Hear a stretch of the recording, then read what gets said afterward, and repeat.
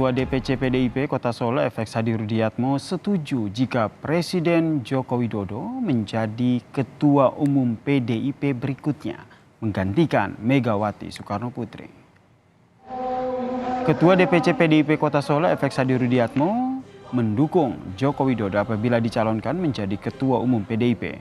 Rudi yakin Joko Widodo mampu memimpin PDIP dengan baik, apalagi dengan pengalaman Joko Widodo memimpin Indonesia selama 9 tahun, saudara. Namun Rudi mengingatkan semua keputusan soal ketua umum ini tergantung pada Kongres PDIP.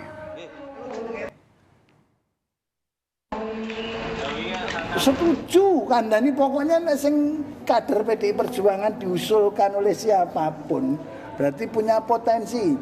Pak Jokowi diusulkan untuk menjadi ketua umum PDI Perjuangan kan? Iya. Ya ora masalah toh, berarti aku ya mohon maaf. Aku ya katut untuk kesinggung-singgung karena dulu bareng Rudi kan ngono.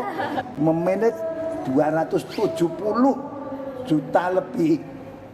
Itu aja merdeka nyaman kok. Anak PDI Perjuangan hanya 140 juta gitu aja. Kan ya lebih nyaman loh. Tapi semua keputusan itu ada di Kongres.